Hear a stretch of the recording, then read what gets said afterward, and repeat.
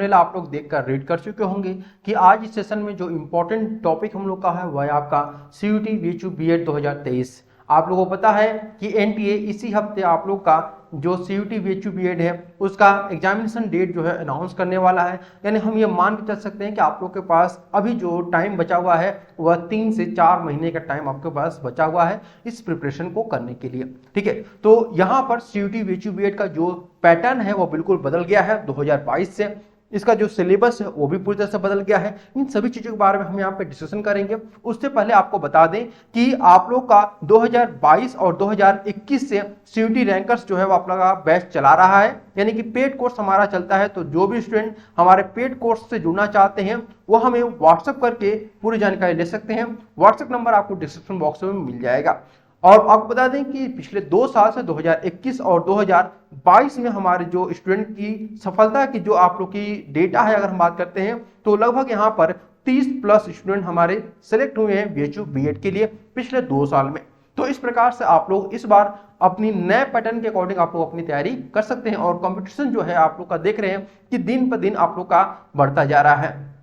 तो चलिए जानते हैं कि क्या सिलेबस आप लोग का होने वाला है। ठीक है, तो सबसे पहले हम यहाँ पे जान लेते हैं कि कुछ यहाँ पर मिनिमम एलिजिबिलिटी क्राइटेरिया होती हैं जिसे फुलफिल आप लोग करना पड़ता है। अगर ये फुलफिल नहीं करते हैं तो आप लोग इस एग्जामिनेशन में नहीं बैठ सकते हैं। तो सबसे पहले आपके 50% मार्क्स होने चाहिए।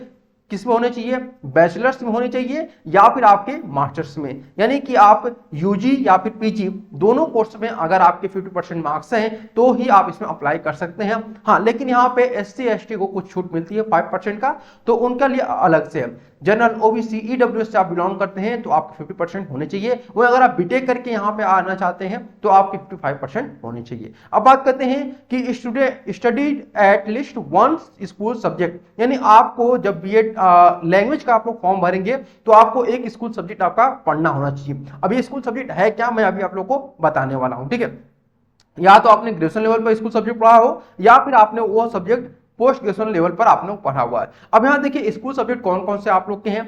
या तो आपने हिंदी लिया हो या फिर इंग्लिश या फिर आपने संस्कृत, यानी आपने जो ग्रेजुएशन किया है उसमें आपका 2 साल तक, ठीक है, 2 साल तक आपका हिंदी इंग्लिश संस्कृत में से कोई एक होना चाहिए, या फिर आपने एक सब्जेक्ट को फाइनल ईयर में आप लोगों ने क्या किया हुआ है, पढ़ा हुआ हो। ठीक है, तो ऐसे स्टूडेंट इस फॉर्म को भर सकते हैं, स्पेशली लैंग्वेज ग्रुप में। तो अगर हम बात करते हैं लैंग्वेज ग्रुप में कौन कौन से स्टूडेंट फॉर्म भर सकते हैं, जिनका ग्रेजुएशन में हिंदी इंग्लिश संस्कृत में से कोई एक सब्जेक्ट रहा हो। अब बात करते हैं कि यहाँ पर सीट कितनी है, क्योंकि तैयारी करने से आपको मालूम होना चाहिए कि बीएचयू में कितनी सीटें लैंग्वेज के लिए है। तो देखिए बीएचयू में 3 आपके कैंपस है। पहला जो है आपका है मेन कैंपस ये है, दूसरा आपका बीसीडब्ल्यू है जो कि वसंता कॉलेज फॉर वुमेन है जो आपका राजघाट में है, और एमपीजी। मेन कैंपस में आपके 31 सीटें हैं जो कि आपकी जनरल बीएड के लिए है। आपको पता है कि बीएचयू बीएड में 2 प्रकार के आपके बीएड कोर्स चलाए जाते हैं, पहला आपका जनरल बीएड, दूसरा आपका स्पेशल बीएड कोर्स चलाया जाता है। ठीक है, तो जनरल बीएड और स्पेशल बीएड 2 आपके कोर्स चलाए जाते हैं, जिसमें जनरल बीएड के लिए 31 सीटें होती हैं और स्पेशल बीएड के लिए आपकी 16 सीटें होती हैं। ठीक है, और ये जो 31 सीटें होती हैं या आपकी मेल एंड फीमेल दोनों के लिए होती है, ध्यान रखिएगा, या आपकी मेल और फीमेल दोनों के लिए होती है। बीसीडब्ल्यू जो होता है वो केवल फीमेल के लिए, और एएमपी जो होता है आपका फीमेल के लिए होता है। तो यहाँ पे 16 सीटें आपकी जो होती हैं वह आपकी किसके लिए होती हैं, वह आपकी लैंग्वेज ग्रुप के लिए होती हैं। क्लियर बात है आप लोग की। अब हम लोग बात करते हैं आप लोग के पेपर पैटर्न के बारे में। तो यह जो आपका पेपर पैटर्न है वह कुछ इस प्रकार से आपका रहेगा। देखिए जो पेपर पैटर्न आपका है बदल गया है पहले से। जो number of question will be 100, यानी कि आपका जो एक पेपर होगा जिसमें आपके 100 प्रश्न पूछे जाएंगे, और यह 2 पार्ट में आप लोग का डिवाइड रहेगा। ठीक है, 2 पार्ट में डिवाइड रहेगा। अभी कैसे डिवाइड होगा ये ध्यान से आप लोग समझने की कोशिश करिए। देखिए यहाँ पर गलती से मैंने यहाँ पर ह्यूमैनिटीज दिखा दिया है, तो यह आपका सोशल साइंस और ह्यूमैनिटीज का भी मैं आप लोगों को सिलेबस बताऊंगा। अभी मैं लैंग्वेज ग्रुप का सिलेबस आप लोगों को बता रहा हूं। तो यहाँ पे देखिए जो लैंग्वेज ग्रुप का सिलेबस होगा वह कुछ इस प्रकार से है कि इसमें आप लोग का पार्ट ए जो रहेगा वो 25 क्वेश्चन रहेंगे, जिसमें आप लोग का लैंग्वेज रहेगा, जनरल अवेयरनेस रहेगा, मैथमेटिकल एप्टीट्यूड और एनालिटिकल रीजनिंग। इसमें मैंने अलग से वीडियो बना दिया हुआ है सेक्शन ए टॉपिक्स नाम से। ठीक है, सेक्शन ए नाम से आप लोग का एक वीडियो अलग से बनाया जा चुका है, जिसे आप लोग को बिल्कुल विस्तार पूर्वक समझाया गया, लगभग 15 मिनट का वीडियो है। उस 15 मिनट के वीडियो में आप लोग को सारी चीजें बताई गई, कौन सी बुक आपको अच्छी है, कैसा पैटर्न होगा, किस प्रकार के क्वेश्चन पूछे जाते हैं, कौन से टॉपिक इंपॉर्टेंट है, उन सभी चीजों के बारे में उस वीडियो में आप लोग को बताया गया। तो उस वीडियो को आप लोग जरूर देखिएगा। सेक्शन ए के बारे में अभी मैं केवल आप लोग बता रहा हूँ 25 क्वेश्चन किस टॉपिक से पूछे जाएंगे। अब उस टॉपिक में कौन कौन से टॉपिक आपको इंपॉर्टेंट है वो पढ़ना है, उसके बारे में आप लोग को उस वीडियो में बताया गया है। चलिए अब बात करते हैं कि पार्ट बी जो आपका है, ठीक है, पार्ट बी जो आपका है 75 क्वेश्चन जो है वो उसमें कौन कौन से सब्जेक्ट रहेंगे।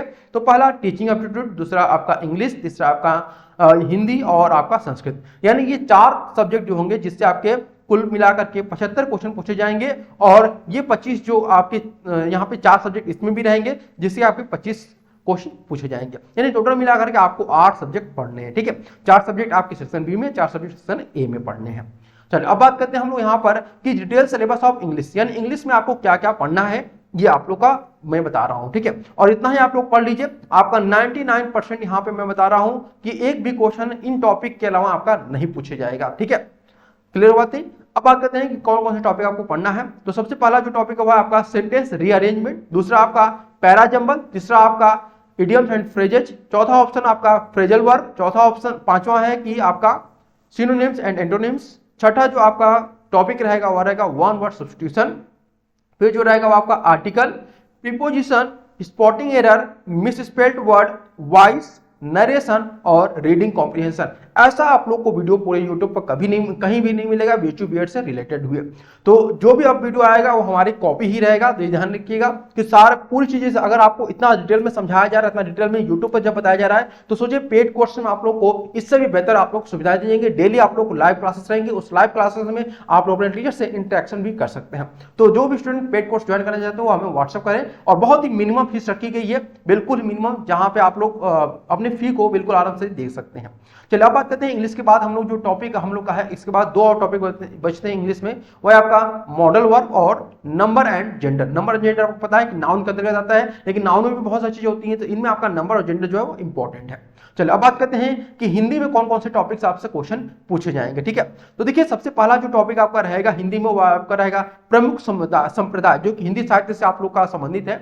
भाषा परिवार, यह भी आपका हिंदी साहित्य से है, यानी कि भाषा विज्ञान से आपका यह संबंधित है। तो भाषा विज्ञान से भी क्वेश्चन जो आपके हिंदी में पूछे जाएंगे, ठीक है।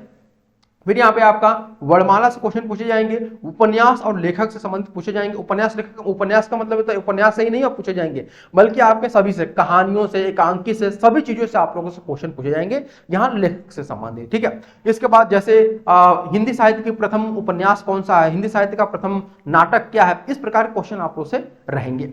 अब बात करते हैं शब्द रचना। शब्द रचना में सब आ जाते हैं, संज्ञा, सर्वनाम, विशेषण, क्रिया, ये सभी के सभी आपके शब्द रचना भी आ जाते हैं, चाहे वो आपका ऋण शब्द हो या फिर योग ऋण शब्द हो या यौगिक शब्द हो, ये सभी के सभी इसी में आपका आ जाता है, ठीक है। अब बात करते हैं इसके बाद आपका शुद्ध और अशुद्ध शब्द इसी से संबंधित रहेगा, ठीक है। यानी आपका एक वाक्य दे देगा या फिर एक शब्द दे देगा, बताना होगा कि ये शब्द है, ये शुद्ध है कि अशुद्ध है। अगर शुद्ध रहेगा या अशुद्ध रहेगा तो उसका शुद्ध रूप दे देगा 4 ऑप्शन, और उन 4 में से बताना है कौन सा ऑप्शन शुद्ध इसका रूप होगा, ठीक है। चलिए अब बात करते हैं यहाँ पर हिंदी साहित्य का कालक्रम। आपको पता है कि हिंदी साहित्य का जो कालक्रम है, यानी हिंदी गद्य का कालक्रम, हिंदी पद्य का कालक्रम, ठीक, कालक्रम, तो इस प्रकार से आप लोग के क्वेश्चन पूछे जाएंगे जो हिंदी साहित्य के इतिहास से संबंधित है। जैसे वीरगाथा काल हो गया, ठीक है, स्वर्ण युग किसे कहते हैं, ठीक है, इस प्रकार के क्वेश्चन भी आप लोगों से पूछे जाएंगे।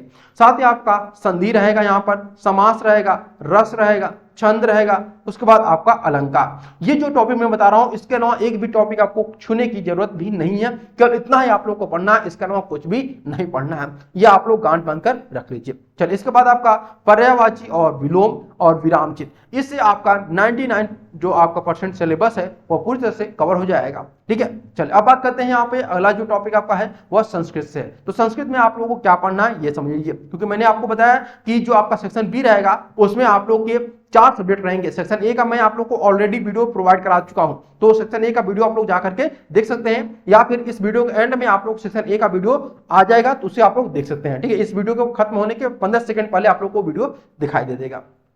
अब यहाँ पे संज्ञा के बाद आपका संधि रहेगा, समास रहेगा, कारक भी आपका यहां से पूछा जाएगा। अब बात करते हैं यहाँ पर आपका प्रत्यय रहेगा, ठीक है, वाच्य रहेगा, धातु रूप, शब्द रूप, अशुद्धि परिमार्जन, ये भी आपका टॉपिक रहेगा। उसके बाद आपका प्रमुख ग्रंथ, बस यही आपका जो 10 टॉपिक है इसको आप लोग कवर कर लीजिए। यहां से आपके इन 10 टॉपिक से लगभग सारे के सारे जो क्वेश्चन आप लोग के पूछे जाएंगे। तो ये आपकी हिंदी, इंग्लिश, संस्कृत जो टॉपिक थे इंपॉर्टेंट, वो मैंने आपको बता दिया। बस इतना ही कवर करिए। इसके अलावा आप कहीं भी भ्रमित मत होइए। अगर आपको पेड कोर्स नहीं लेना है तो आप लोग किताब उठाइए, जिस भी किताब में ये टॉपिक आपको मिले उस किताब को आप लोग बिल्कुल अच्छे तरीके से रगड़ लीजिए। 3 से 4 महीने आपके पास टाइम है और आप लोग देख रहे हैं कि यहाँ पर सीटें बहुत कम होते हैं और कंपटीशन बहुत ज्यादा होता है। ठीक है, तो आप लोग किताब उठाइए, वहां पर नोट्स वगैरह सब कुछ बनाना अपने से शुरू कर दीजिए। अगर हमारे यहाँ पेड कोर्स लेते हैं तो आपको सब कुछ नोट्स वगैरह सब कुछ वहां पर आप लोग को प्रोवाइड कराया जाएगा, बिल्कुल एक रूप में, ठीक है, पैटर्न में आप लोग को शो करा मतलब मिलेगा। ठीक है, अब बात करते हैं हम लोग यहाँ पर detail syllabus of teaching aptitude. तो देखिए यहाँ पर आपको बता दें कि टीचिंग एप्टीट्यूड जो है आपका, वह आपको लैंग्वेज ग्रुप के स्टूडेंट के लिए भी पढ़ना है, सोशल स्टूडेंट को भी पढ़ना है। ठीक है, इसके अलावा मैथ के जो स्टूडेंट उनको भी पढ़ना है, इसके अलावा आपका जो साइंस के स्टूडेंट है उनको भी पढ़ना है। तो मैं आप लोग को अलग से जो आपका टीचिंग एप्टीट्यूड का सिलेबस है उसको बता दूंगा। ठीक है, इस पर आधारित जो किताबें हैं उन किताबों के बारे में मैं अलग से वीडियो बना दूंगा, क्योंकि अलग अलग सेक्शन में आप लोग किताबें मतलब एक ही में किताबें बताना मुमकिन नहीं, क्योंकि वीडियो जो बहुत ज्यादा लंबा हो जाएगा। ठीक है, तो यहां तक आप लोग को टीचिंग एप्टीट्यूड जो आप लोग का सिलेबस रहेगा टॉपिक वाइज, मैं आपको अलग से वीडियो बनाकर दे दूंगा, तो उसमें आप लोग उसको देख सकते हैं। ठीक है, तो उम्मीद करते हैं आप लोग को समझ में आ चुका होगा। और जिनको भी पेड कोर्स ज्वाइन करना है वो हमारे इस व्हाट्सएप नंबर पे व्हाट्सएप कर सकते हैं, 7309 73 37 65। ये हमारा व्हाट्सएप नंबर है। आप लोग एक बार इसको देख भी सकते हैं और इस पर आप लोग व्हाट्सएप कर सकते हैं। इस पर आप लोग व्हाट्सएप करके अपनी जो भी लैंग्वेज संबंधित डिटेल है वो आप लोग ले सकते हैं।